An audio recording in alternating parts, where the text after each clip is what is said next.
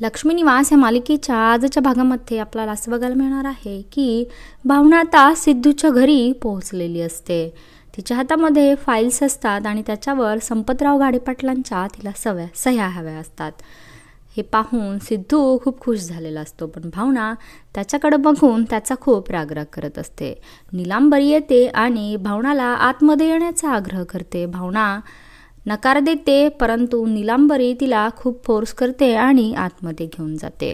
तिला पाहिल्यावर आजीच्या तळपायाची आग मस्तकाला जाते। आजीला अगोदरच हे दळवी कुटुंब अजिबात आवडत नाही, हरीश आवडत नाही आणि हरीशच्या घरचे कोणीच आजीला आवडत नाहीत। आजी त्यांचा खूप तिरस्कार करते। त्यानंतर भावना जेव्हा आजीच्या पाया पडायला जाते तेव्हा आजी तिला अजिबात आशीर्वाद देत नाही आणि तिथून निघून जाते।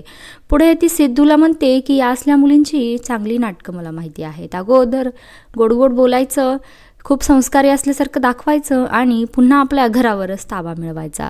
तर सिद्धू, तू ह्या मुलीच्या अजिबात नादी लागू नकोस, ही मुलगी मला अजिबात आवडलेली नाही आहे असं ती म्हणते आणि हे सर्व भावनाच्या कानावर पडतं। तिला ऐकून खूप वाईट वाटलेलं असतं, पण ती तसं दाखवत नाही। तेवढ्यात संपतराव गाडेपाटील येतात आणि तिला सह्या देतात।